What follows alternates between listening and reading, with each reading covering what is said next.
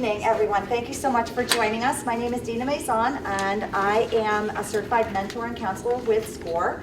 I also have the job title of being the workshop woman. I am responsible for making sure that these actually go off without a hitch and schedule them, and we are very pleased this evening to be having Cliff Ennico present How to Sell Anything to Anyone. How many of you have either worked with or know about SCORE and what it is? Oh, good. So a good number of you do. For those of you that don't, we are a free of charge service where we do two things. We have these workshops, but more importantly what we do is we help small businesses, we help brand new fledgling businesses, people with great ideas that are looking to just get into having a business. SCORE and our mentors and all of the subject matter experts that are all volunteer. We have over 50 mentors in the greater Bridgeport area. We will work with you and bring the right people in given the challenges that you're facing, whether it's what is a business plan? How do I work with the bank? How do I work with the bank in terms of guaranteed SBA loans? How do I make great dog biscuits, but I wouldn't have a clue how to market them. Do you have a marketing expert? Do you have I don't understand anything about sales. We have some very interesting people here that help us with sales and sales efforts and sales processes. So as I had indicated when you all walked in, I'm going to say it again, if you haven't checked off your name or signed in, please do so before you leave. There are 641 forms, which are really for the SBA to track us as opposed to anything else. If you are interested in becoming counseled or be part of our mentor program, we can schedule you. You can take my business card, which is over there. We will contact you and schedule a time for you to come in. We have sessions that we offer almost Monday through Thursday, most days of the week, here at the GBCC, at the Fairfield Library, at Housatonic Community College, and at University of Bridgeport as well. Gene Ryan is one of our mentors, and he's here with me this evening. You can wave, Gene. You ever have accounting issues? Let me tell you. Brilliant. So, yay for you, one plug, right, Gene? So, without much ado, or without any further ado, if you have any questions about SCORE, don't hesitate to catch up with me at the end of this session. And at this point, I think I will turn it over to Cliff. Oh, one other thing I will request. No one is allowed to leave without having filled out and handed back to me an evaluation form. And with that, Cliff, Ennico. Thank you very much. Okay, guys. First of all, I want you to do something for me. I want you to give yourselves a hand. Don't do it for me because I haven't done anything yet, but give yourselves a hand. All right? There you go. Why am I making you do this? Because I don't know how much Tina told you about me. Okay. I have a number of claims to fame, but the one that really is the one we really got to get out of the way here, all of you guys have decided to take time out on a, let's face it, a yucky kind of foggy Tuesday evening. You're giving up part of your Martin Luther King Day holiday to spend the next hour with a lawyer, they didn't tell you about that, did they? Who's going to teach you how to sell. A lawyer teaching you how to sell. Does it get any better than that? Because let's be very honest. When we think of professions that are very, marketing sensitive, that are marketing forward, that really get their PR act together and all that, you don't think of the legal profession, do you? That's not really on the list, is it? Let's face it, we are kind of behind the times in my profession. Let's be very honest about that. I mean, we still are trying to get over the demise of the 8.5 by 14 legal pad. Remember the long legal pads? When those suckers went to 8.5 by 11, we cried. We couldn't figure out what to do. It was a disaster. We attended seminars on how to deal with the changes, in technology and stuff like that. Seriously, we are very behind the times. Look at this, folks. Retro. Right? Who carries one of these anymore? Nobody. Oh, you do? That's amazing. I know you. Seriously, I got this from a guy on eBay. His grandfather died, and they found it in his attic. That's the only way you can get these things anymore. You can get anything on eBay, by the way. We'll talk about that actually a little bit later on this evening. So why is somebody like me giving a talk like this? Well, other than the fact that I've done it a gazillion times, the answer is simple. There's two reasons for it. When I went off on my own 25 years ago, one of the first things I learned was that I had to learn how to sell myself. I work with a lot of people who are in transition, former corporate executives who are making the transition to a more entrepreneurial life, and this is probably their biggest challenge. If I had to pick the biggest difference between working for yourself and working for somebody else, it is this. When you're working in a corporation or for an employer, you can have a very exciting career indeed and not have to know a thing at all about where sales come from. You know, most of you who've worked at big companies in the past, you know yourself, you didn't have to worry about sales probably. You know, the revenue fairies took care of all that. You know, they gave you the sales figures and you were the ones who had to sort of manipulate the costs so that the company would be as profitable as possible. When you live in my world, when you're working for yourself, whether you're an entrepreneur, a small business owner, self-employed professional, whatever you call yourself, selling is job one. This is a luxury you cannot afford. You have to learn how to sell. Selling is the difference very often between a successful small business and a failure. You know, if you were to ask me to give you a list of 10 of the most successful people I've ever worked with in my 32 years of working with entrepreneurs, I will tell you something about every one of them. They are all amazing salespeople. This is a skill you have to learn, and this is frightening. This scares a lot of people. Why? Because let's face it, when we think of sales and selling, we think of salespeople. And when we think of salespeople, let's be real honest about this. What do we think? Who do we think of? Sleazy, right? Used car salesman, telemarketer. You know, the people that call you when you're sitting down to dinner and try to sell you credit cards and all this kind of stuff. Seriously, I hate these people as much as you do, and there's a reason why you should hate those people, by the way, because what they're doing is not selling. I'll explain that in a minute. But let's face it, we don't want to become one of those people. We do not want to become one of those, we don't want to become Joe Isuzu. Remember Joe Isuzu from the 80s auto ads? Those of you who are old enough, you don't remember, sir, you're too young, I'm sorry. But this was a very smarmy used car salesman. You don't want to be that kind of person. Nobody wants to be that kind of person. That is not what you need to be. The good news is you don't have to be that kind of person to become an effective salesperson. Anybody can actually learn to be an effective salesperson. What I'm going to be doing with the next hour is I'm going to teach you a method, a very successful method, by which just about anybody can sell just about anything to just about anybody. Now, does that sound like snake oil or what? Coming from a salesperson, coming from a lawyer especially, right? That sounds like snake oil, right? But give me an hour. I've been told that this program has changed people's lives, and I think it can change yours as well. One little word of administration before we begin. This program is being recorded for the SCORE website, so anything that makes noises like that young lady's cell phone just did, please turn it off for the next hour. Otherwise, I will be sure to highlight you in the conversation. We'll have a nice little one-on-one conversation, which will then go viral on YouTube. So seriously, please turn that off. It will be very great. It's a little distracting to me, but also it'll make the tape come out as best as we possibly can. Also, too, some of you can see if you're looking up very closely to me, I'm wearing a whole lot of wires here because I got two separate video cams going here at the same time. So if you really hear something that you disagree with, it's okay to challenge me. I don't mind that, but please do not throw water. Whatever you do. Otherwise, I will do a Wicked Witch of the West here. That is not something you absolutely want. See, the older people know what I'm talking about. The younger people are like, who, Wicked Witch of the West? What's this guy talking about? I got to be careful about this kind of stuff. So anyway, selling is important. But why do you hate those salespeople? Why do you hate used car salespeople? Why do you hate telemarketers, okay? Because what those people are doing, let me tell you something right off the bat. What those people are doing, and you should not like these people, they are not selling. What those people are doing is cold calling. And there's a big difference. Cold calling doesn't work. Do not do it. The one book that I will never write, no matter how much somebody pays me, is How to Become a More Effective Cold Caller, because I just don't see it working. It doesn't work for my clients. It doesn't work for me. It doesn't work for anybody. Here's what cold calling is. You know, I got a basement full of dead fish that are rotting away by the minute, and I'm hoping that some of you people here are in the mood for seafood for dinner tonight. That's what cold calling is. It's taking your inventory and throwing it at a bunch of people you don't even know anything about, and hoping that there are some people in the audience who really might want some cheap fish for dinner tonight. That's what cold calling is all about. That's why you hate these people, okay? I'll be more specific about this later on in the evening. I am not going to teach you how to cold call. What I'm going to teach you is selling that really, really works. So, how do you sell anything to anybody?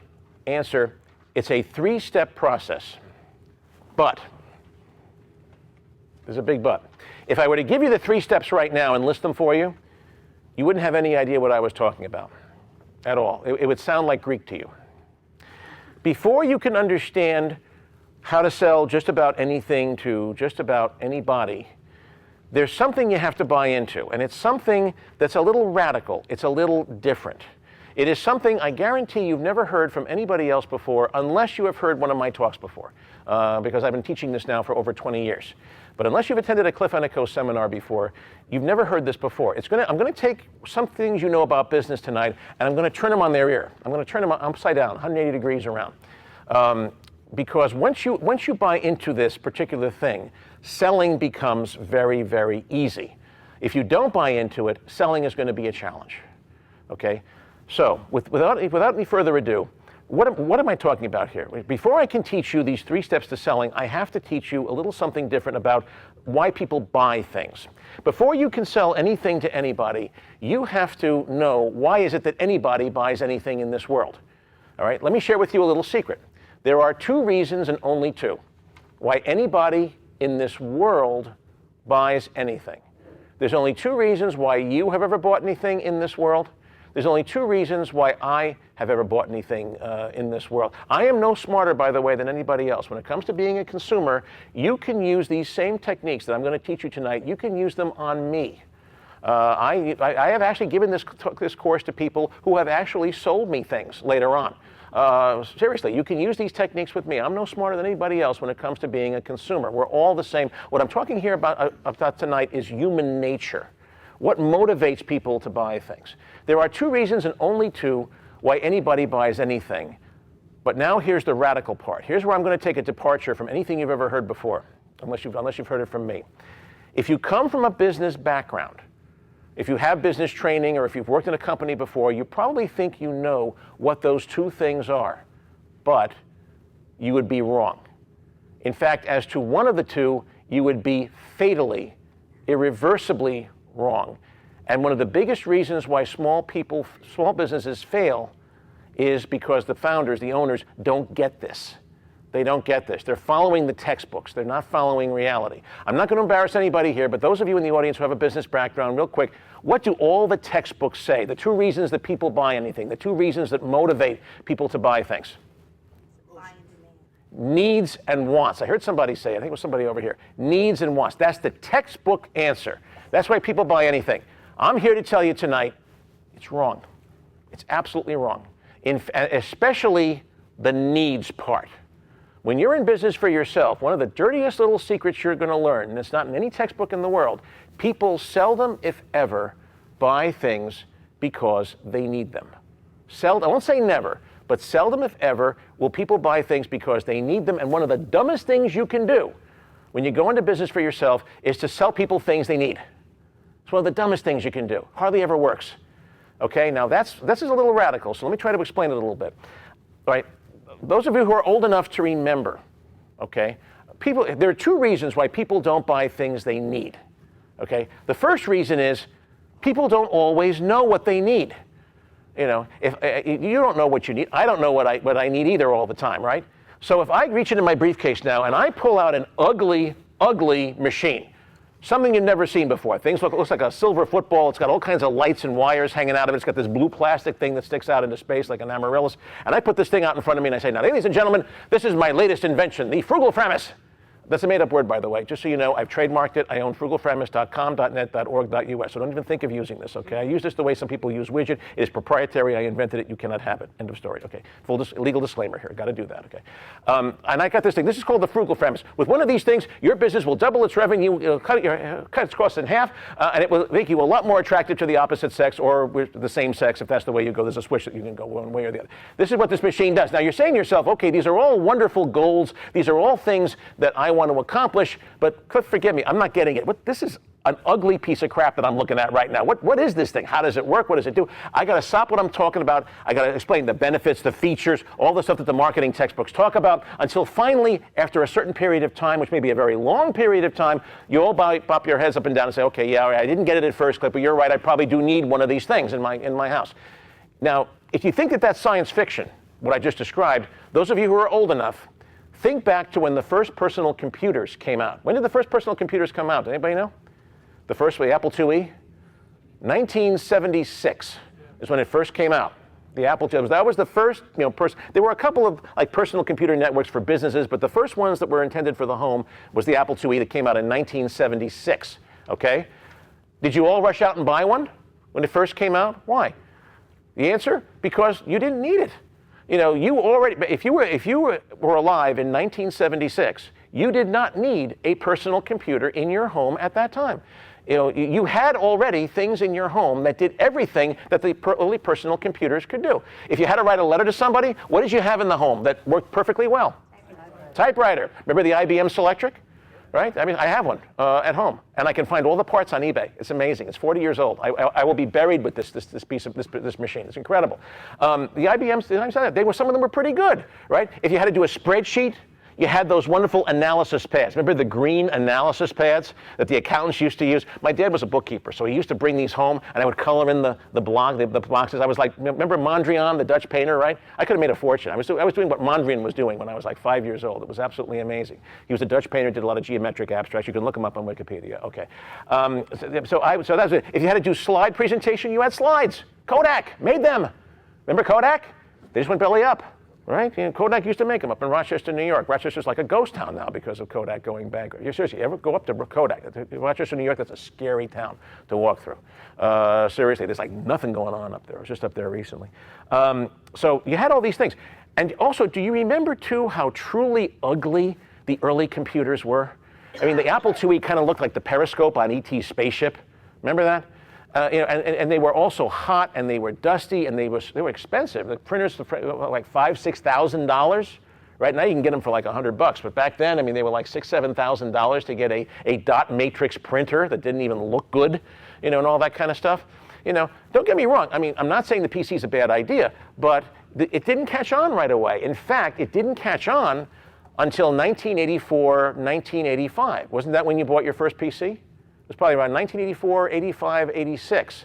So for that period of time, for like 8-9 years, almost a decade, these personal computer companies, or they were mostly PC divisions of larger companies like IBM and Hewlett-Packard, were spending hundreds of millions of dollars getting their market to the point where they bobbed their head up and down finally and said, you know what, you're right, I need one of these silly PC things in my family room. It took them 10 years and hundreds of millions of dollars to get their market to that point. Anybody here have $100 million in their checking account? I'm not seeing any hands. By the way, if any of you said yes, my next question would be, do you have a daughter of marriageable age? That would be my next question, just to let you know. By the way, Lady Gaga has totally taken your look. I don't know if anybody's ever told you that before. I'm so sorry about this. Later on, I want you to stand up. I want the camera to get a hold of this. This is absolutely wonderful. You never sit in the front row in a Cliff Ennico presentation. I always have to have fun with a couple of people. But anyway, so seriously, do you know her, by the way? She actually grew up a few blocks away from where I grew up as a kid. It's kind of interesting. Anyway, so okay, get back on track here. So the point is that, you know, so it took like 10 years for the marketplace for the personal computer to develop. So my story here is not so much science fiction. You know, people will not buy things that they're afraid of. You're going to have to condition your market, educate your market, and that takes time, that takes money, which you probably do not have. That's my message here. But there's a second thing. There's a second reason why people do not buy the things that they need. Even if you know you need something. Even if I reach into my briefcase and I pull out something and you say, oh, Cliff, don't even open your mouth. Yes, I get it. You're absolutely right. I need this. Don't even open your mouth. I don't have to spend a minute of my time getting you to buy into the fact that you need this. It's something you know you need. Do you always buy it? Seldom, if ever. Now, the best example I can give, I apologize, but I'm going to have to talk about myself for a couple of minutes because I'm probably the best example that I can think of. And here I'm going to get a little personal on YouTube and on the internet. But I think I can trust you guys with this information. Would it shock you to know that up until about 4 or 5 years ago, I did not have a will? It's pretty surprising, isn't it? You won't offend me if you say that you're shocked. Now, let me ask you, why did I put off getting a will done? By the way, I don't do wills. I'm not trying to sell you on the idea of doing it. How many people here do not have a will? Be honest. It's about half the room. That is very, very typical, okay? Why did I put off for so many years having a will? Is it because I didn't know I needed one? Come on, folks, I'm a lawyer. If anybody knows they need a will, it's me, right? And it gets worse because I myself do not do wills for people. Every once in a while, a client will call me, they want a will done, right? What do? I don't just hang up on them. When a client calls me and asks me to do a will for them, I can't do it for them, so what do? I refer them. And there are a bunch of estate planning attorneys here in Connecticut that are very, very happy that I refer them business on a regular basis. And they all say the same thing. They say, hey, Cliff, thanks for the referral to Joe Blow. Listen, when it comes time for you and your wife to do your will, call me. I'll do it for you as a professional courtesy. I won't charge you. This is my way of saying thank you for the business. This is what we lawyers do for each other, right? So think about this for a moment. Here I am, a relatively intelligent human being, or at least I think I am. I know I need something, and I've got people offering to do it for me for nothing, and I'm still resisting. I'm still saying no. I'm still fighting it. Is that stupid? Answer, this is your marketplace. The marketplace will break your heart every time this way. You can have 50 good, solid, intelligent, correct reasons why people should be buying your products, your services, whatever it is you do, but unless they are otherwise motivated to buy, they will not. Needs and wants are not the two reasons why anybody buys anything, especially the needs part. Whenever you're selling people something they need, what you're really saying to people are, you should be buying so-and-so, whatever, you ought to be buying whatever it is, and when you're doing that, you're cold calling, which doesn't work. Needs do not work. So what does? There are two reasons, and only two, why anybody in this world ever buys anything, but they are not needs and wants. Here's what they really are.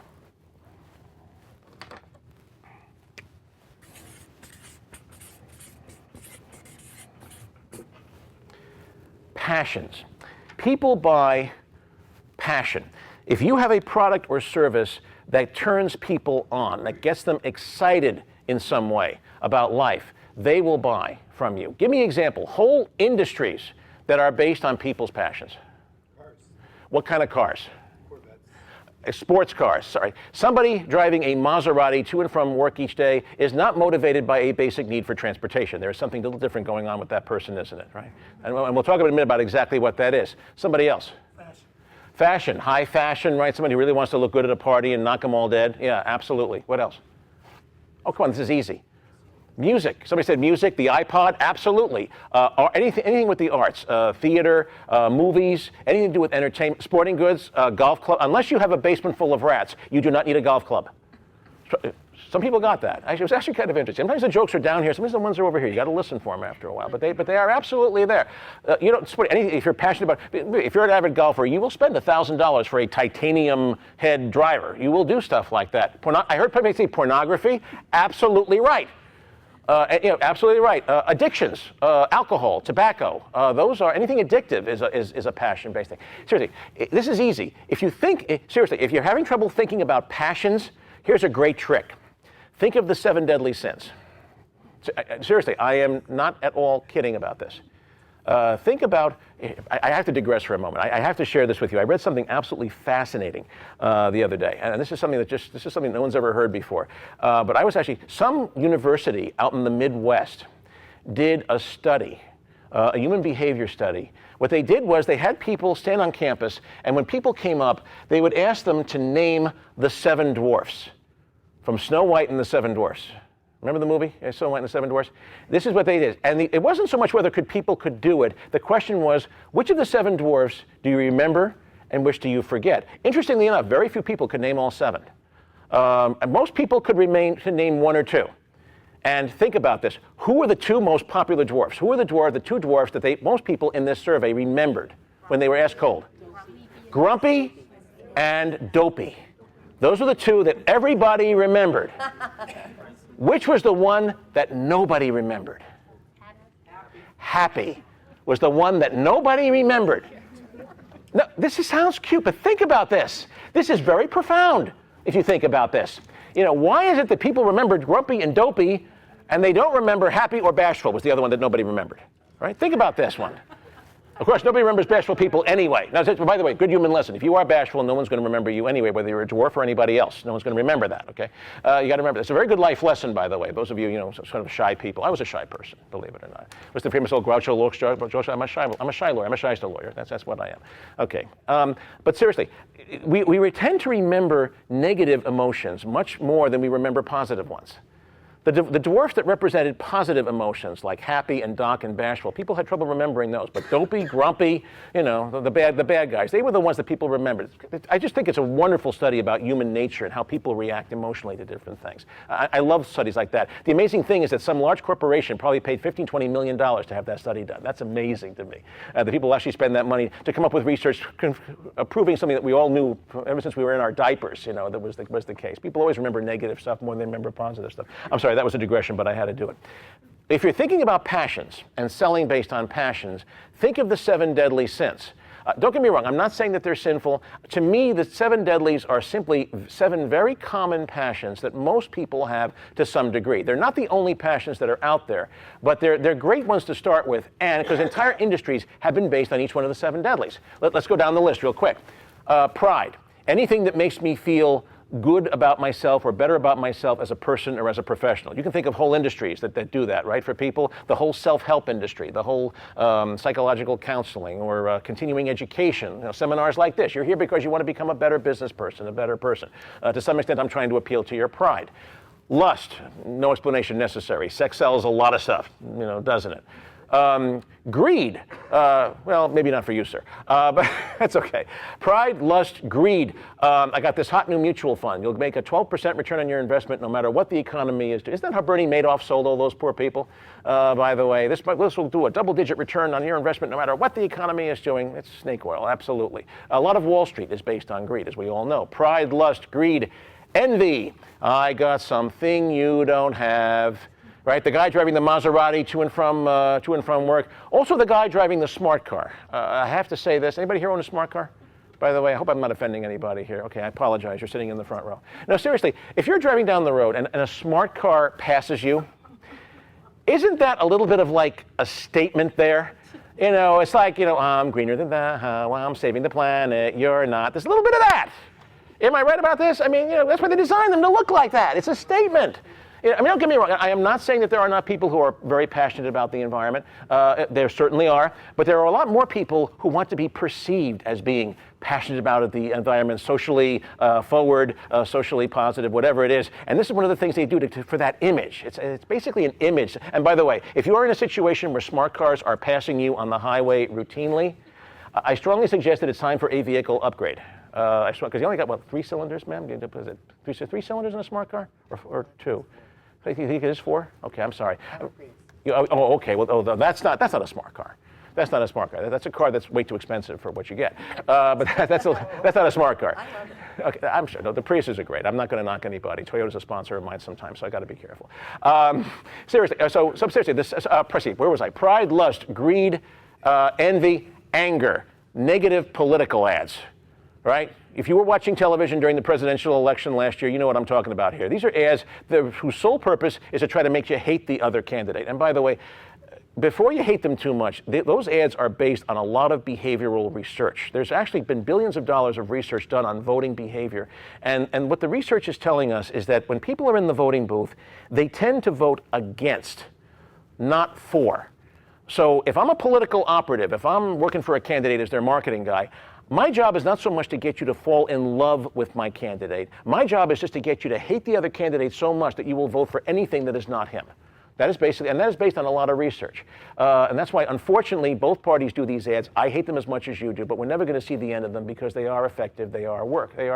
Sad to say, when you were in the voting booth last November, if you had a choice between a candidate that you did not like and a candidate that you knew nothing about, which way'd you go? Just don't answer that.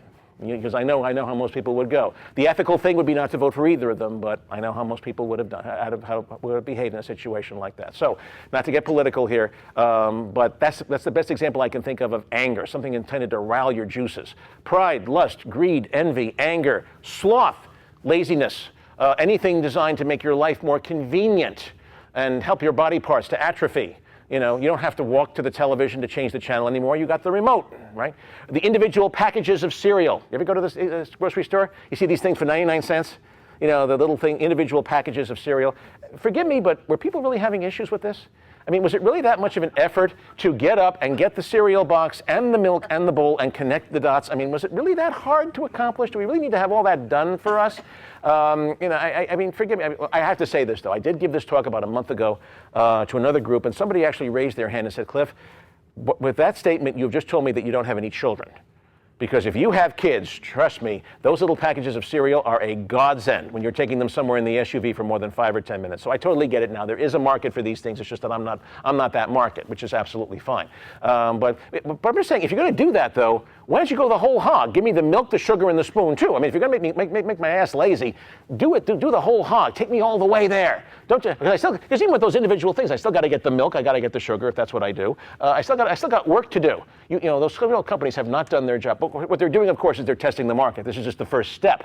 Then they'll eventually have the machine that actually force feeds you the cereal, you know, like you can see in some of the sci-fi movies. That's where they're going to next. So sloth, laziness, anything that makes life easier for people is going to sell. Then the last one, so we got pride, lust, greed, envy, anger, sloth. The last one, of course, is gluttony, eating and drinking too much. I don't know anything about that one. I really can't help you with that one. I'm sorry, but why are you all laughing? Why are you laughing? It's okay. I'm not offended. Listen, truth, okay, word. A body like this that I have does not happen overnight. This, which you are looking at, takes years of dedicated effort every day to get into this shape. And trust me, it's a lot more fun than going the other way. Trust me about that. Okay, trust me, I know a little bit about gluttony. I know I've had some close encounters with cupcakes in my life, so trust me on that one. Okay, so those are the 7 deadly sins. They're not the only passions that are out there, but they're a great place to start because most of us have them as human beings, and whole industries have been built on those 7 deadlies. So that's passion, but passion is not the only reason why people buy things. The second set of emotions, and that's really what we're talking about here. This should not come as a surprise to anyone. Fears and anxieties. If you have a product or service that helps people sleep better at nights, they will buy. In fact, in a down economy, studies tell us people will spend more on things that will help them sleep better at nights, even when they're not spending on things that they get excited about, things that appeal to their passions. Give me examples. Whole industries that are based on people's fears and anxieties. Home security systems, burglar systems. You ever see the ads for home security systems? It's always the same ad. I don't care what the company is. They always use the same ad. It's a house in the middle of nowhere. Upstate Connecticut or someplace like that. Farmington, someplace like that. And there's a creep. The light is on. There's a creep in a ski mask who's trying to get into the house. And who's always in the house? It's always the same 2 people. Who is it? Mother is bathing the baby. Exactly right. Now, if you know anything about burglars, they don't work that way. Burglars do not work like that. Burglars laugh at those ads. A professional burglar, the last thing in the world he wants is people in the house when he goes in, even a mother and child. He doesn't want anybody in that house when he hits that house because he knows that if there are people in the house, things will get out of control, and he's no longer looking at a burglar. This guy over here laughed for the first time. I think he gets this one.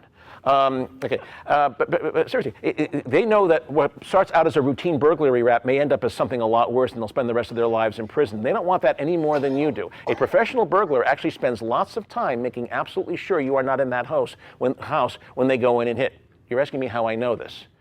Let's just say that my clientele comes from all walks of society, okay? And I do get a cut. No, I'm only kidding.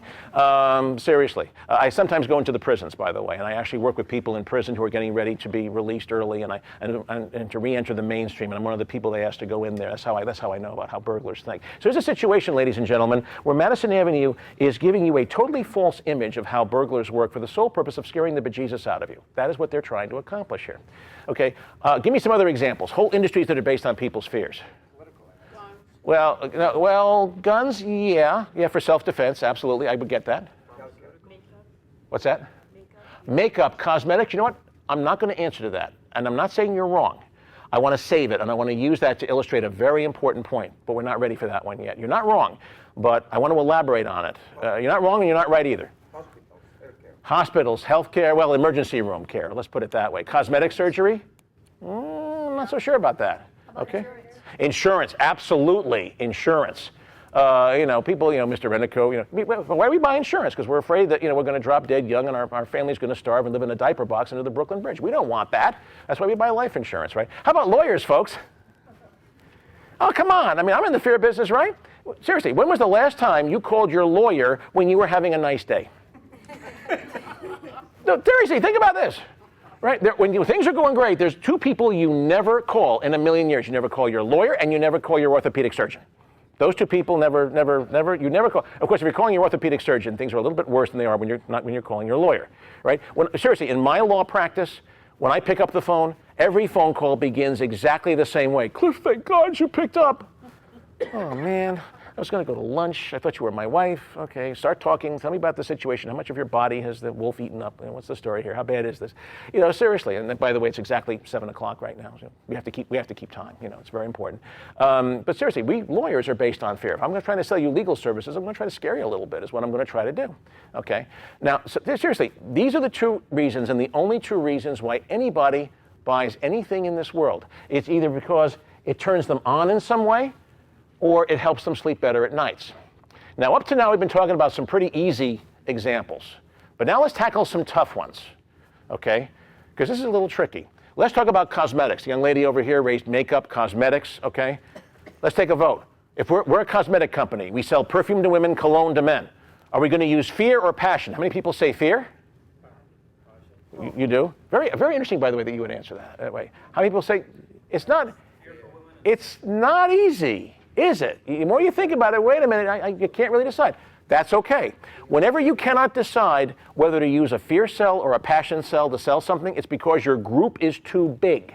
You got to break it down into the point where you say, okay, the fear people are over here, the passion people are over here, I know what I'm doing now. Marketing people have a very big word for that. They call that segmentation, but it really boils down to just the fear people are over there, the passion people are over there, so we'll use fear for these people, passion for these people. Let's use some examples. Cosmetics.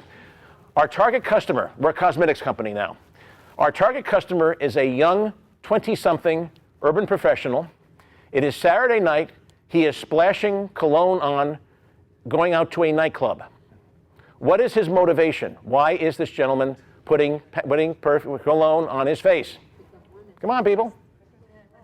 Lust. I heard somebody say it. Lust. He wants to attract members of the opposite sex, or maybe the same sex. There's all kinds of clubs in New York. And by the way, that's a very important thing to know, by the way, seriously, because studies tell us gay men buy 3 to 4 times as much personal care products as heterosexual men do. Seriously, so if you're in the cosmetics business and you're targeting men, I think you have to be a little gay friendly. I do think so, because that's going to be a big part of your market, wherever. So our young man, gay or straight, he's going out to a nightclub, he's splashing on cologne. Are we going to use fear or passion to sell to this guy? Of course. Our perfume has genuine cockroach pheromones. You'll attract everything within a 10-mile radius, whether you want it or not. It will be your choice whether you go home alone tonight. And that was an ad, by the way, in the 1960s for men's cologne, by the way. I can't remember the company that did that. It is your choice whether you go home. You could never get away with that today. Isn't it amazing that, right? Yeah, of course, that would not be the sales pitch. What you would do instead is you do something like real sexy stuff with like bodies twining together, and then you show a bottle of the perfume. Isn't that how all the perfume ads look? They all look the same way. They all do that same shit. They all do. Okay, but now let's change gears. Now that's our 20-something professional. But now again, we're selling perfume, we're selling cologne, and now our target customer is a woman in her 70s, a woman aged 70 to 80. Okay? This person is going out somewhere, she's splashing perfume on. What is her goal? Is it lust? Is she trying to attract every man in the room? I don't think so. Although that may be changing, by the way. I can't really say this anymore categorically. Things have changed a little bit in the elder market. Very scary statistic, by the way. One of the biggest healthcare issues in nursing homes is venereal disease. Did you hear about this? That, to me, is scary. That scares me worse than the one thing I've talked about all day tonight. Things are changing in this world, but traditionally, at least, if a woman is putting on perfume, what is her objective? What is she trying to accomplish? Anybody? To appear, not so much to appear young, but to appear not old, and specifically how? You're not getting it, folks, because you're being too politically correct. Thank you, sir. Say it out loud. She doesn't want to smell like an old lady. You're absolutely right about this. Okay, it's no secret that as we age, our body chemistry changes, and sometimes the results of that are not very pleasant. And by the way, not to be sexist at all about this, men have exactly the same issues when they get older as women do. It's just that because we're men, we don't give a damn. We don't. Women do, men don't. And by the way, I can support statistics to support everything I'm saying here. So if you are in the perfume cologne business, you can make a fortune selling perfume to older women, but you'll never make a dime selling cologne to older men, men over 50, unless they are gay or Italian. And we will not elaborate on that.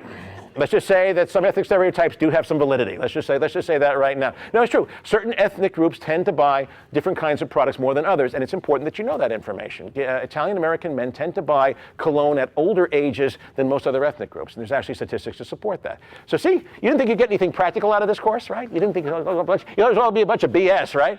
Yeah, I just taught you how to run a cosmetics company, darn it, and it's absolutely free. It's Score. Okay? I'm not saying anything. So these are the two reasons why anybody buys anything. What I have just taught you tonight, ladies and gentlemen, is extremely powerful information. I've gussied it up a little bit to make it funny, but this is one of the biggest insights that I have had in 32 years of working with entrepreneurs. It isn't about needs and wants. It's about fears and passions. If you're looking to launch a business where you're selling stuff to people, you got to know who those people are, you got to know what those fears and passions are that they're feeling, and you have to ask yourself, now how are those fears and passions not being addressed in the marketplace? Where are the opportunities here? What fears and passions are people feeling that they weren't feeling 5 years ago, where there are opportunities? Where are things changing? Remember I said that things were changing in the elder cosmetic market for women? I was absolutely serious about that. How is that changing, and how can we address that? That's how entrepreneurs make money. Entrepreneurs do not succeed by getting ideas out of their heads. That's a myth. Entrepreneurs succeed by looking at people. Don't get me wrong, I'm not saying that they're not intelligent. They are. But what they are not is intellectuals. They don't come up with ideas out of their head and then foist them onto a marketplace. That's cold calling. What they do is they use their five senses. Successful entrepreneurs have very well developed, sight, hearing, taste, touch, smell. And that other one that they call umami or something like that, which I've never figured out. It comes from Japan. Nobody understands it. They use their five senses to observe the world around them and really soak up as much information as they can about people's fears and passions, and they let those opportunities to dictate what they do. They let the marketplace tell them who they are. They don't go out and say, I'm a small business attorney. They look at people, they look at what's needed, what people's fears and passions are, and then they go out there and say, I can help you with that. I can help you with certain things. That's how a successful entrepreneur or even a successful lawyer operates.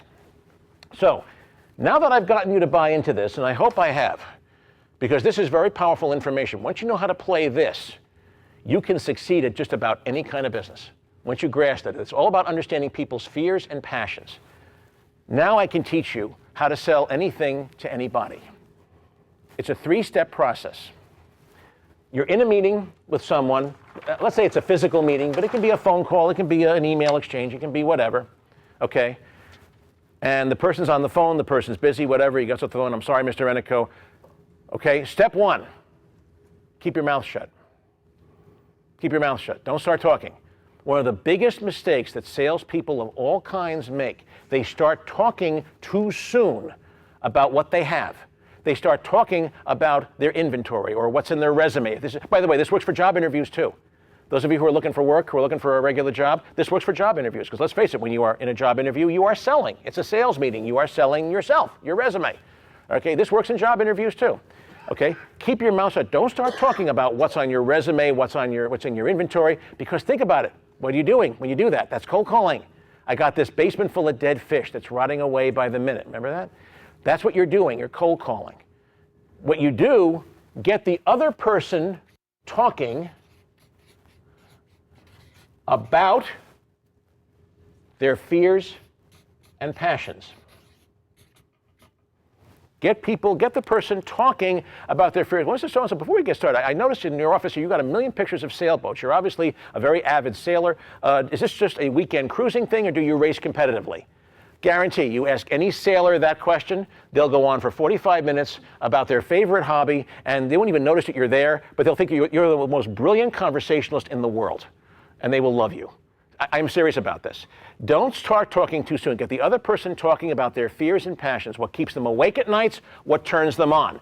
Easiest thing in the world to do. Think about this for a minute. When we get together with our friends, or with our buddies after work, or with our friends for a glass of wine or something, or we're with our families at Thanksgiving, what do we spend 95% of our time talking about? We talk about the things that turn us on, and we talk about the things that keep us awake at nights, don't we? These are the two things that we love talking about more than anything else as human beings. In fact, social psychologists tell us that this is how we pick our friends and lovers. By the way, you thought this was just about selling? This is about how to find a mate too. It is, think about it.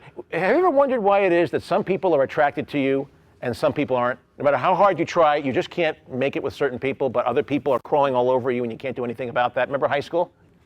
Right? In other words, I know, sir, it was like that for you too. I know exactly. But seriously, what different? Have you ever wondered why it was that certain people got you and certain people didn't? The answer was the people who were attracted to you and the people that you are more likely to be attracted to are the people who share or at least empathize with, or at least show that they how can I say it? People who either share or at least demonstrate that they care about your fears and passions. The people that are more likely to be attracted to you and that you're a lot more likely to be attracted to yourself are the people who share or at least show an interest in your fears and passions. Think about it. It's very hard to like someone who does not share your fears and passions or doesn't care about them. Don't get me wrong. I'm not saying you hate that person, but you just don't care about them. You could take them or leave them. Whereas if somebody does share your fears and passions, you're much more likely to get closer to that person. Sometimes physically. It doesn't matter what they look like, by the way. Studies do show that at a superficial level, at a superficial level, opposites can attract each other. The person doesn't have to look anything at all like you. But if the person shares your fears and your passions, or at least demonstrates an interest in those things, you are much likely to get closer to that person. What have I just taught you? Ladies and gentlemen, I've just taught you how to make friends. We didn't think you'd learn anything in this class, right? I've just taught you how to make friends. If you want somebody to like you, the best way to do it is to show that you share or at least empathize with their fears and passions. Easiest thing in the world to do. Get them talking about those fears and passions, right? And show an interest in them.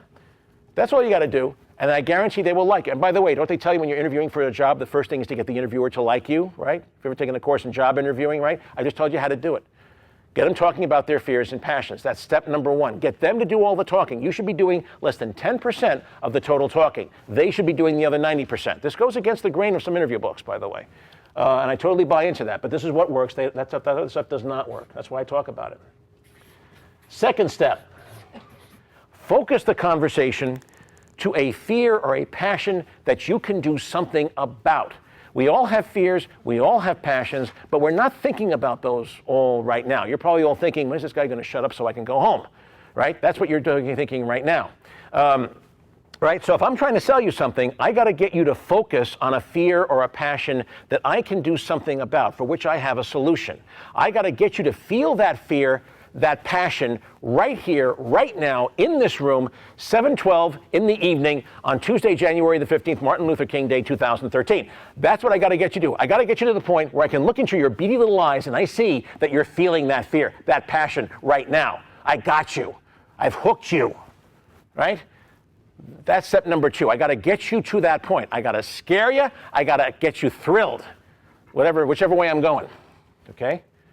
Then the third step, the final step. Now, you've looked into what was the famous quote from George W. Bush? You look into the other person's soul, right? Remember he said that about Vladimir Putin? I looked into his soul, and you can see that person is feeling that fear, that passion right now. Now you open your mouth for the first time. Now you start talking and you offer the solution. You offer the solution. Oh, you're a coin collector and you need a 1916D Mercury dime to complete your collection of Mercury dimes? You know, I know where you can find one of those. I got a friend on eBay who sells coins, and I think he's got one. I don't know what condition it's in, but he's got one. Right off the bat, you're hooked, right? If you're a coin collector, you're really hooked. If that's the one piece you need to finish your collection, and I know somebody who has it, trust me, that's going to happen, okay? Or, gee, you need help with that project? I can help you with that. Or, gee, you need that? I know somebody who does that kind of repair work on old cars and stuff. I know somebody who's a specialist in it. This is how, and believe me, the minute you say that, you've got that person's absolute undivided attention. Now, these are the three steps. How many of you here would feel comfortable doing this? Right? think about it. You are not imposing on anybody here. There is nothing illegal, immoral, or sleazy about doing it. In fact, you are doing this person a favor. What are you doing when you sell this way with these 3 steps? What are you doing that the cold callers are not doing? Answer, you're showing interest in the person. When the telemarketer calls you, why do you hate them? They show no interest at all in you and who you are. They don't care about your fears and passions. They're hoping that you're one person in 10,000 who's interested in seafood for dinner tonight. That's what they're hoping. That's why you hate those people. They don't care about you. Well, I'll take questions a little bit later at the end of this. But this is a very important point. What differentiates this from cold calling is the fact that this way you're showing the person you care. You're helping them solve their problems. You're helping them live a better life. How can they not respond to that? And even if it doesn't work, even if you don't get what you want, even if you don't get the sale that you want, you've made a friend and good things will come of that. They will help you with your networking. They will help you find what you want. They'll introduce them to people in their network. This is how you network effectively as well, is through this technique. You got to get the person to like you and care about you, and the only way that you're ever going to do it is to show that you like or at least care. You may not like them. If you're selling to lawyers, nobody likes lawyers, but at least you can show that you care about them and that you care about how they really are. Not just the myth, the stereotype. See, when you don't really care about, when you don't really know your market, it's very, very hard to sell to people that you don't know anything about. And I'll tell you about that in a minute. It's very hard to do. I'm not saying it's impossible, but you can't do it. These are the 3 steps to selling, okay? Why do I say it's important that you have to know the people you sell to? Because if you really don't know the people you sell to, what happens is you don't really know what their fears and passions are. Think about that. Those are 2 very intimate questions, aren't they? What turns you on, what keeps you awake at night? Those are kind of intimate questions, aren't they? You really have to know somebody well to know what the answers to those questions are going to be. If you don't know the answers to those questions, what happens is you end up selling to stereotypes. And that's a bad thing. First of all, it's a bad thing to do ethically to somebody, but it's also a very stupid thing to do because you'll never get sales. Let me give you an example. Lawyers. Okay, anybody here have lawyers in their family close? I know we have one lawyer I know in the audience. You don't have to raise your hand because I know it's you. My competition. He's a good guy. You have lawyers in your family. Okay, I'm going to ask you to be quiet for a moment. I'm going to talk to the rest of these people who don't know anything about lawyers. Let's say that you were trying to sell to lawyers. What is a lawyer's biggest fear? What keeps a lawyer awake at nights more than anything else? Believe it or not, there's an answer to that question. Every year, a bar association out in the Midwest does an annual survey of its members. It's called the Lawyer Satisfaction Survey. And they actually ask them like 20 different questions. And one of the questions is, when you think about your practice, your professional life, what keeps you awake at night? They actually ask that question in so many words. And they get a bunch of answers, and they rank them 1 to 10.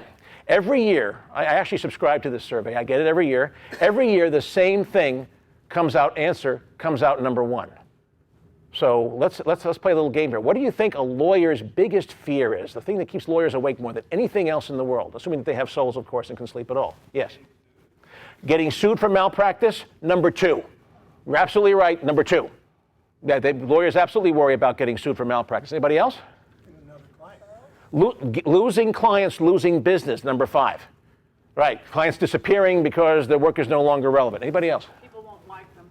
You know what? That doesn't even make the list. Lawyers really do not care what other people think of that. That's one of the areas where the lawyer stereotype is absolutely true. Miss, you got? What's that? Losing reputation, number 3. That's different than getting sued for malpractice, like getting sued for ethical violation or something like that. Yes. Disbarment. Well, disbarment is also like losing your reputation. Getting disbarred. Yeah, that's number 3. You're absolutely not wrong. What? Well, that's kind of like number 5, losing business or something like that. Paying their bills. Number 8, paying your bills. Number 8, you're all doing great, but you haven't gotten number 1 yet. How about having a client come back to attack you personally? You know what? I worry about that every day. But that's because my clients look like you. I'm sorry. I couldn't resist. Fear or passion? Well, it's a fear. It's specifically a fear. Okay, what are lawyers? Seriously. Now, let me ask the people who said that they know about lawyers. You're a lawyer? What's your biggest fear? What keeps you awake at nights? You're my competition, so you got to look good here. This is on TV, baby. And I will say, well, the malpractice would be number 2. How about sounding stupid? Oh, no, we don't worry about that. Because we never do. We never sound stupid. How dare you? I'm only. Anybody else? Not billing enough. Not billing enough, number 8. Yep. Anybody else? Not having a case. Okay. Miss? What? Peace? Love and understanding? We do not worry. Trust me, that's not our job. If the world were ever to become a peaceful place, we'd be out of work. Absolutely. That's interesting. That should be on the list, but it isn't. Sir in the back. Evidence like what? I worry about evidence all the time. That's why I destroy it all. I'm only kidding. I never do that. I don't do courtroom work anyway. Okay, seriously. If you don't know lawyers, you'll never get this, sir. Divorce? Okay, you're close. You're not there. I'll give you credit for that.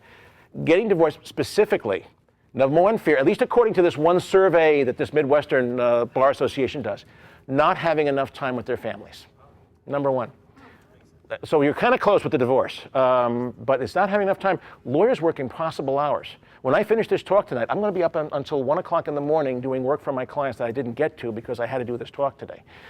We work like 24. When I was a young lawyer, my family did not see me for weeks and sometimes months on end, especially at year end, because everything had to be done by year end for tax reasons when I was a young lawyer. So I used to sleep on conference room tables, believe it or not. The one thing you can be sure of in any law firm, all the bathrooms have showers, and all the conference rooms have fold-out sofas that fold out into like sofa beds. They all have that because people do all-nighters, and a lot of all-nighters when they work as young lawyers especially. Lawyers worry a lot about growing old and their kids not knowing who they are or hating them or something like that. They worry a lot about that. Trust me, they do. And most lawyers do. So seriously, if you don't know lawyers, you really don't know that that's the case. If you've ever been really truly close to a lawyer, especially if you're married to one, you know exactly what that fear is all about. See, don't get me wrong, you were just PC to come out and say it, so it's absolutely okay. But I know you have that worry. You do. You're a young lawyer. You work in a very, very established firm, a good firm actually. I know you work some crazy hours just like I do, but I bill more than you do. Okay, I'm only kidding. Seriously, that's why I say you have to really know about people. You have to know what their fears and passions are. And if you don't, if you're selling to a group of people that you really don't know all that well, you got to get a partner who does. You got to hook up with somebody who knows that market, who knows them inside out, and who can help you figure out what marketing strategies and tactics are going to work and which ones are not going to work. You can't do it yourself unless you know that group really, really well. So now that I've taught you this, let me give you an example in real life of how this works. It really is very simple. Let's say that I was a lawyer, and let's say that I was trying to sell you on something called a limited liability company, an LLC. Now, some of you know what that is, some of you don't, but it doesn't matter. Okay? I'm trying to sell you an LLC. Here's how I would do it. Ladies and gentlemen, I've worked with over 15,000 people, just like yourself, who are trying to start businesses and get them up off the ground in the 32 years that I've been doing this. If you're like virtually every one of those people that I've worked with, one of the things that's keeping you awake at nights probably is the fear that you're going to start a business, something's going to go wrong, you're going to get sued by somebody, and you're going to lose your house. Am I right about this? And you're right to be worried about this. We live in a very litigious society. Anybody can sue anybody for anything. Don't let anybody tell you otherwise. And it's something that you have to learn to deal with when you start a business of your own. But you don't have to live with that fear. You do not. There are some things we lawyers can do that will put a wall up between your business assets, the stuff that you use in your business, and your personal assets, your house, your cars, your stamp collection, your autographed photo of Elvis, your 401k from your former employer, your kid's college tuition fund. With one of these wall things in place, if you have a business, and God forbid you do get sued, well, your business assets are still going to be subject to attack. That's why you have to have insurance on those things. But all your personal assets, your house, your cars, whatever, will be behind the wall and will be safe and protected from attack. One of these wall things we call an LLC or a limited liability company. Would you like to hear more? How many of you are going to say no to a sales pitch like that? It's pretty effective, isn't it? Now let's parse it out. Why was it so effective? Why did this sales pitch work? Well, first of all, I cheated a little bit. I skipped step number one. I didn't get you talking about your fears and passions. Why? Because I've worked with entrepreneurs for 32 years of my life, well over 15,000 of them, and everybody worries about that. I know that every one of you has that fear. So I don't have to get you talking about it. I know it's there. So I went right to step number two, and I scared the crap out of you. I painted a picture of you getting sued and losing your house. Now here I am trying to make you excited about entrepreneurship, and I'm telling you about all this awful, horrible stuff that could happen. The fact that you could be sued and that you could indeed lose your house. Now, why did I do that? To scare you? No, because if I did, that would be unethical. What I did was I got you there, and believe me, some of you guys actually did a little bit of this when I did this. You actually reacted. You actually sat back up a little straighter. I really hit you there with that whole thing. I definitely got to you. Then I said, you don't have to live with that. There's something you can do about it. And now the only question in your mind is, can I afford one of these LLC things? The answer is you absolutely can. If you go to my website at cliffennico.com, I've got my whole fee structure right up there. You don't even have to ask me how much it is. It's all up there on my. And by the way, there are attorneys in this state that hate me because I do that. I put all my fees up on my website. You know exactly what I'm going to charge you for different kinds of work. People hate me for that. I'm a state-of-the-art guy when it comes to my profession, right? Rocket science, remember, we're behind the curve. We're still using the 8.5 by 14 legal pads. You got to remember that. Okay, so that's how to sell anybody, how to sell just about anything to just about anybody. You got to know them, you got to know their fears and passions, and you get them talking about those, and you focus the conversation to a fear or a passion you can do something about, and then you nail them between the eyes so they can't get away. And tell them, I can help you with that. I can do something with that. Now, there's one more secret you have to know about selling, and then I'm going to shut up. And this is probably the most profound thing that I've learned about selling in general, but more importantly about entrepreneurship. It is, if I had to pick the single key to succeeding as an entrepreneur, as a self-employed person, as a small business owner, it is this. You have to avoid becoming a prisoner of your resume. Now, what do I mean by that? You know, and this is especially true of people who come from a corporate background. People who come from a corporate background had a real problem with this. But it's something that we all have to learn. You have to learn to get outside your comfort zone. And that is a tricky thing for most of us to do because it is scary. Here's what's going to happen to you. When you're I got good news and I got bad news here about the entrepreneurial world. The good news is even in this crappy economy, with all the stuff about the fiscal cliff and the debt ceiling and all this kind of crap that's scaring us to death in our newspapers. And by the way, why do you think the newspapers are scaring us to death these days? Because it sells newspapers. Precisely right. They're in the same fear and passion business that the rest of us are, whether we like it or not. And fear tends to work a lot better than passion. And that's why they do it.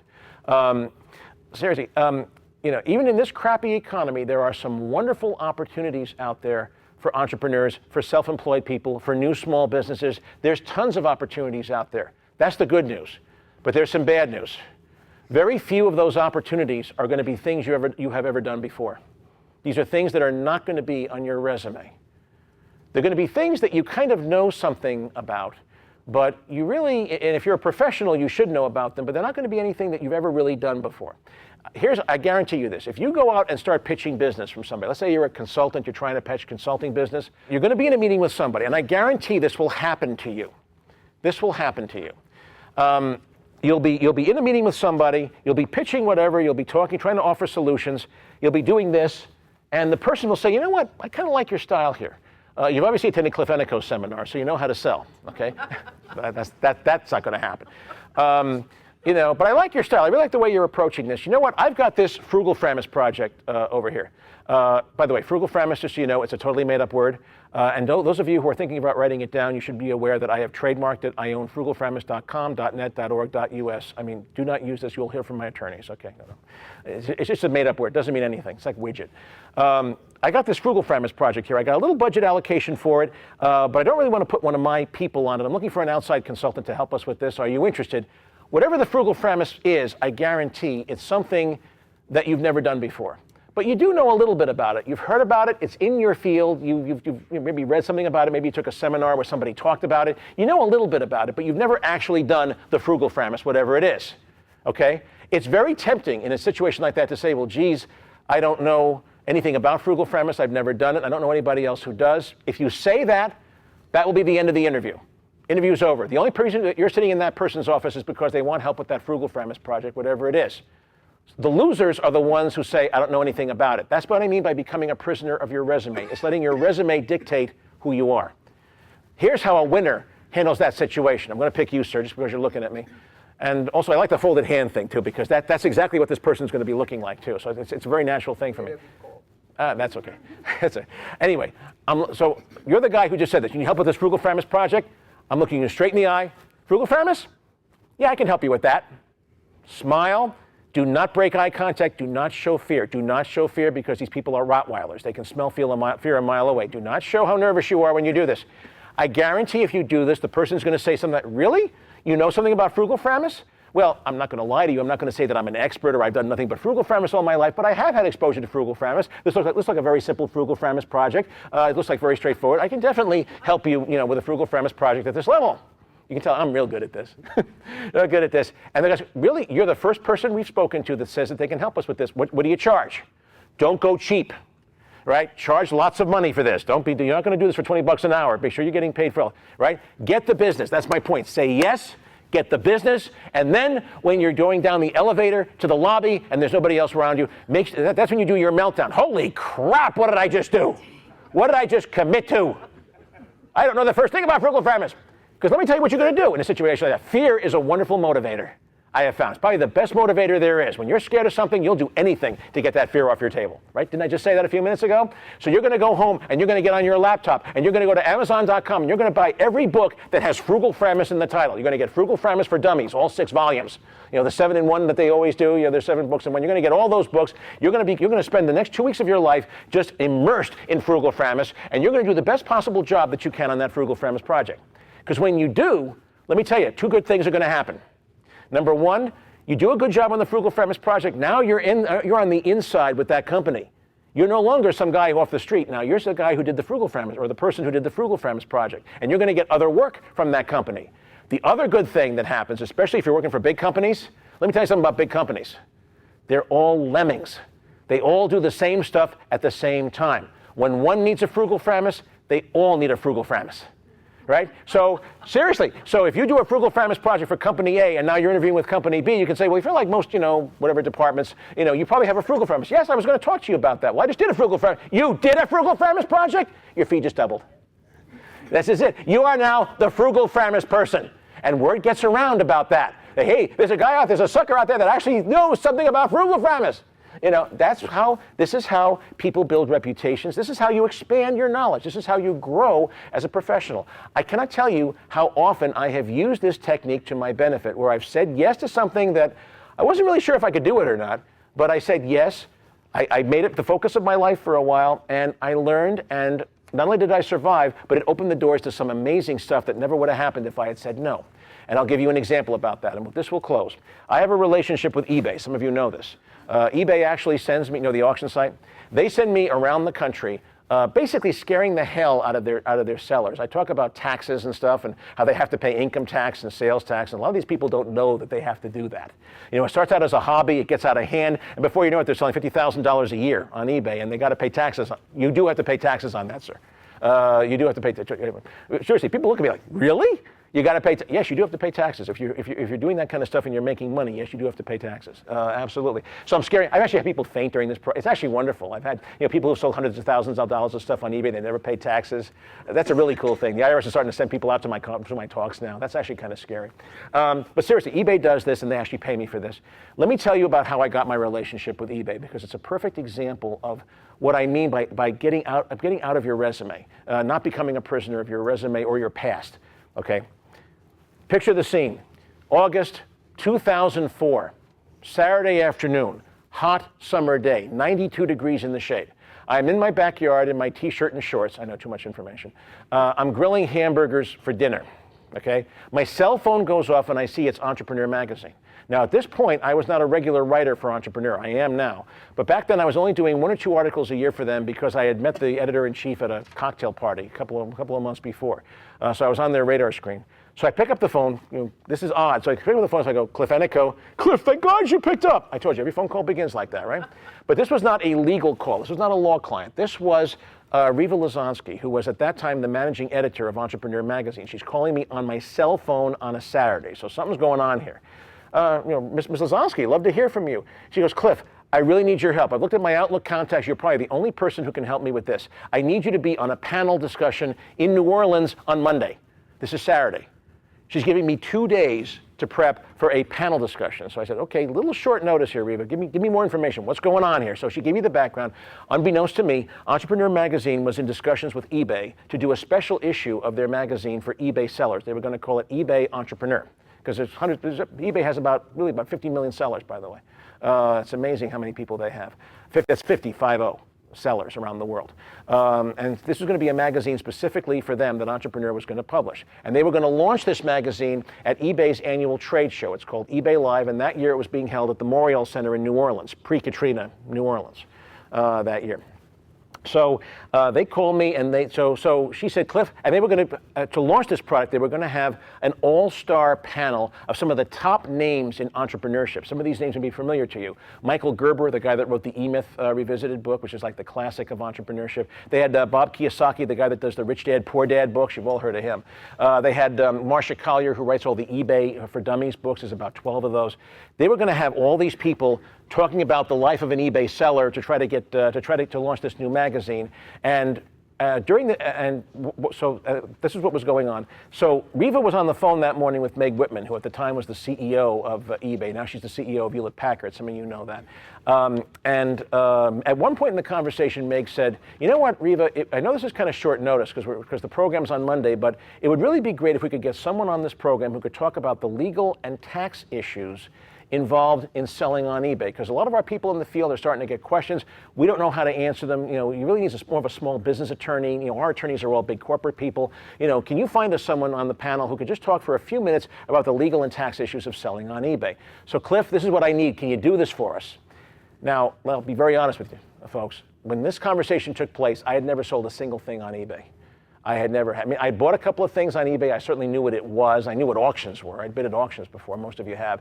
But no more than any of you in this room know about that process, right? It would have been very easy for me to say, an eBay lawyer? I've never heard of such a thing. You know, I don't even know if one exists. If eBay doesn't know, Big Whitman doesn't know, how the heck am I supposed to know, right?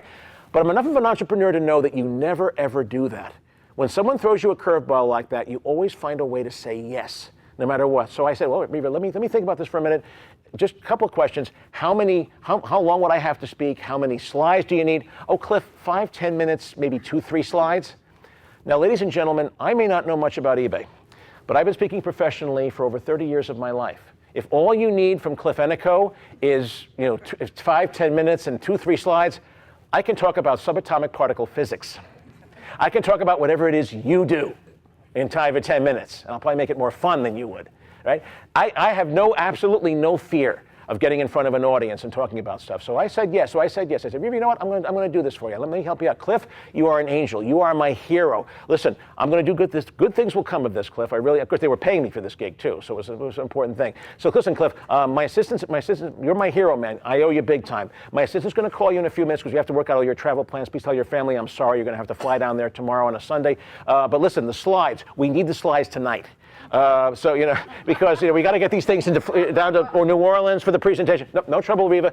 I'm on the East Coast here, so I got a 3-hour thing here. Definitely by the time you leave the office today, you'll have these slides. Thanks, Cliff. You're my hero. Click. What the heck did I just do? All right, keep in mind, I'm at my grill doing hamburgers during this whole conversation. All right, don't burn dinner. Think, Cliff. eBay, selling online, sales tax.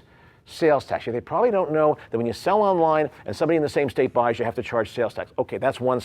Income tax. These people start out selling as hobbies and stuff, and they don't realize it gets out of hand after a while. They don't know if they're making money or not. They have to pay taxes on that. That's a slide. Fraud. They probably don't know that. How many times have you bought something on eBay that didn't look like it did in the photo? Right? That's because eBay sellers kind of borrow each other's photos sometimes, and it's not exactly the same thing you're buying. That's not a good thing. That's fraud, right? So I can scare the crap out of them with that. Seriously, by the time I finished these hamburgers, I had 12 ideas. I had like 15 ideas for slides.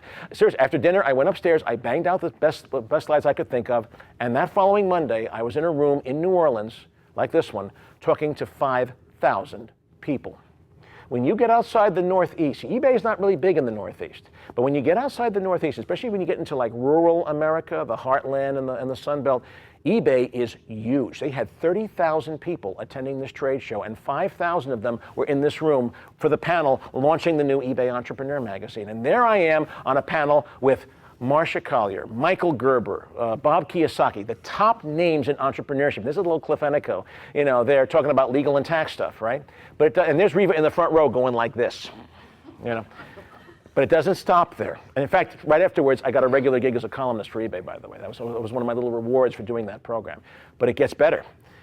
when I got off the podium, after doing this wonderful, handing cards to all the other speakers and stuff, I got off the podium, and all of a sudden I'm surrounded by a bunch of people wearing light blue shirts and khaki pants, which I later found out was the eBay corporate uniform. That's what the employees of eBay wear in San Jose at the corporate headquarters. Cliff, you were fantastic. Listen, we are desperate for somebody like you. And I said, really? You know, middle-aged, fat, balding, small business attorney from Fairfield, Connecticut? I mean, really, I mean, I've heard things are bad in California, but is it really that bad?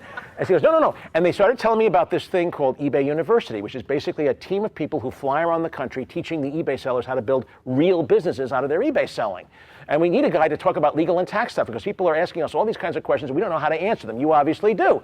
So I said, well, all right, this is interesting. What's involved? What's the commitment? Well, it's one weekend, it's one Saturday a month. We have these programs every month. It's in a different city. It's on a Saturday. You fly out on Friday. You do your program on Saturday. It's a 90-minute PowerPoint. There's 4 speakers, each of one who does a 90-minute PowerPoint. We usually go out for a great dinner afterwards, wherever we are. We always go to a top-notch restaurant. And then either Saturday night or Sunday morning, you fly back home. So it's like one day a month. Okay, and you obviously pay for this. You know, how much do you charge for this? How much do you pay for this? Your speakers. $10,000 plus expenses per speech. I was being offered a $120,000 contract with eBay to do a 90-minute PowerPoint. Yep, I can do that. I'm doing this. That following morning, I went out to the airport, I opened my laptop, I went to Amazon.com, and I bought every freaking book that had eBay in the title. I must have bought 45 books. I am not kidding you. My wife thought I was nuts. I had a 7-foot-high stack of books, everything that ever been written on eBay. I immersed myself in it for the next two weeks. I put together the PowerPoint. I sent it out to their legal department. It had to be vetted by them. And then I started doing these eBay University things around the country for $10,000 a pop. Fast forward a year. I'm doing this program at the Javits Center in New York at the Digital Life Trade Show. And during the Q&A at the end of the program, I see this one very elegantly dressed woman hanging back. She's clearly not an eBay seller. She's got another agenda for being in that room. eBay sellers, by the way, you should all know, they all look like they come from farms. You know, you always tell a group of eBay sellers, they look like they just came out of the fields. It's kind of like that. And this woman was very elegantly dressed. She probably was not part of that crowd. All my eBay friends listening to this tape are going to have a fit. Am I saying that? But that's okay. They're great people. I absolutely adore the eBay people. I absolutely do. They're some of the wildest, craziest, and most fun people I've ever known. I have to say that, and I really do mean that. Somebody living on a farm in Kansas making $150,000 a year selling stuff on eBay, you know, that to me is a hero. I have to say, a hero or a heroine. I love people who have done that kind of thing, having so little to work with. And the eBay people are phenomenal that way. But seriously, so after the Q&A, she comes over, this woman, and she says, Cliff, my name is Jackie Flynn. I'm senior editor for Amicom Books. We're the publishing arm for the American Management Association. You probably know we do have a series of books that we have for people selling on eBay. We are desperate for someone to write a book on the legal and tax issues of selling. Are you interested?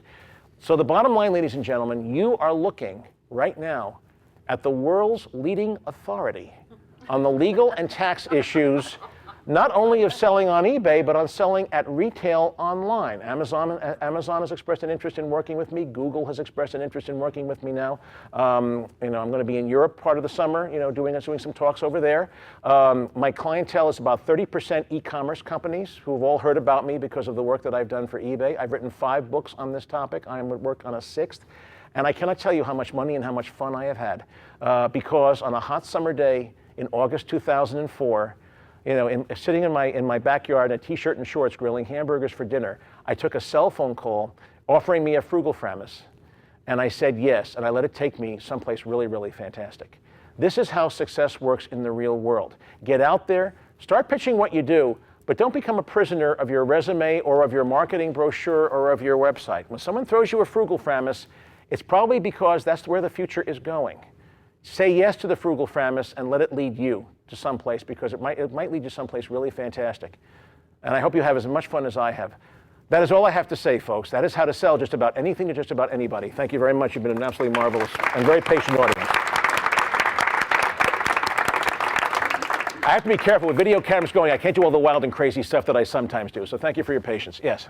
Quick question, Cliff, if you don't mind. If you have a product or service that may have, what in your opinion, a very good passion sell as well as a good fear sell.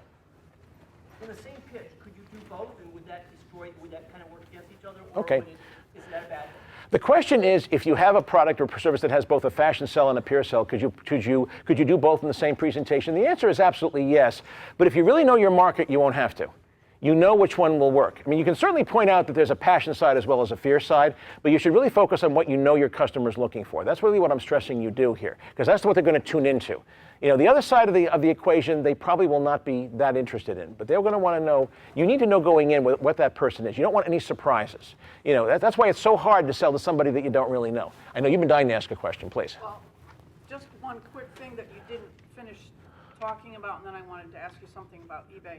You said people seldom buy things they need. One, because they don't know what they need, and what was number two? Oh, the second one was because even though they know they need something, they don't always buy it. That was my point about the will. Okay. Yeah, that was my point about the will. That even though the people see something and they know they need it, they don't always buy it because the fears and the passions things are not happening with them. And what was your eBay question? How do you use your 3 points to, or maybe they don't apply, to selling something on eBay? Good question. How do you apply these 3 points to selling online? The answer is that you do. It's just that it's not an in-person meeting. You still got to know who you're selling to. If you're selling on eBay, you want to know who your market is. Who are your customers? Who buys antique mechanical banks? I used to collect those, believe it or not. Who buys antique mechanical banks? Describe that person to me. What's their demographics? By the way, I'll tell you, most people who buy antique mechanical banks have a net worth of over $1 million. They tend to be 50 to 60 years old. They tend to be heavily male, a lot of former engineers, and a lot of them live in Europe. That I can tell you. So if you're selling antique mechanical banks on eBay, I've just told you who you should be targeting. And make sure that when you do your eBay setup, your eBay settings and stuff like that, you're targeting those specific people. Make sure you list, for example, on eBay Deutschland in Germany, because a lot of these collectors are German and Austrian. That's an example of how you would use these techniques. And then when you're selling, this is obviously a passion sell. On eBay, most of the stuff that you're selling there doesn't really have a fear component. I will be honest with you. It's mostly passion. It's antiques, it's collectibles. I don't really see a big fear factor there, except in auction listings. If on eBay you're selling something at auction, what's the fear sell? Someone's going to get this before I do. That's why if you ever buy at auction, they always give you the auction, but they also have the buy it now price, which is like 30% over market value. That's why they do that. The idea is that if you don't want to bid at auction and you're afraid that someone's going to get to that before you click the buy it now option and pay 30% more than market value, but at least you know you're getting it. If you're willing to take a gamble, if you don't care about it as much, you go through the auction format and risk that you might be outbid by a sniper. Has anybody here ever bid on eBay and you got sniped at the last 5 seconds of the auction by somebody? Has that ever happened to you? Let me tell you something. There's sniper software that you can subscribe to where you can become that person. It automatically puts your bid in for 5 seconds before the auction closes, whenever it does.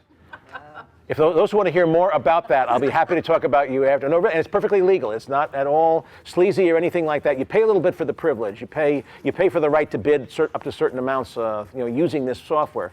The leading outfit is an outfit called esnipe.com. If you want to write that down. Say it again. Esnipe, ESNIPE.com. That's the leading. There's several companies, but that's the leading one that offers this sniper software. I use it myself.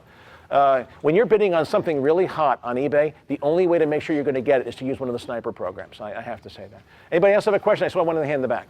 I have 2 quick questions. First is, why are you doing this? Because you seem to be very successful now. I don't mean to be curious about that. And the second is, do you think that the approach that you described has to be modified if the person that you're trying to sell is not the end user, but it's like we're selling in our business to buyers of large chains, department store chains?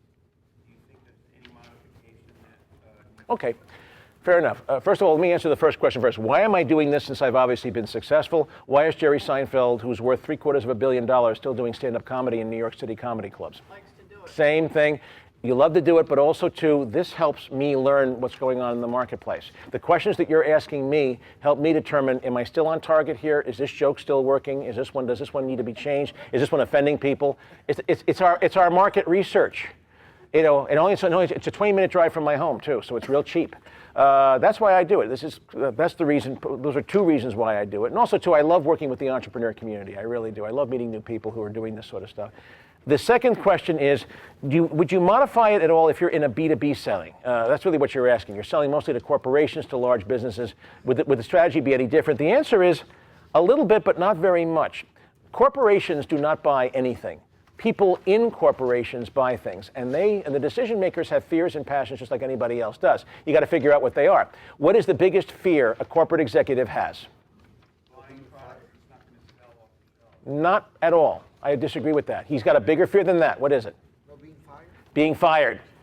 Maybe because he bought something that wasn't appropriate, but that's not the right answer. The right answer is being fired. When you walk into that office as a consultant, you got the word fear stamped on your forehead. You're some crazy guy off the street who's been out of work for 6 to 9 months, whatever, and you're terrifying that poor person. That person's worried about losing his job because he hires you and you screw up.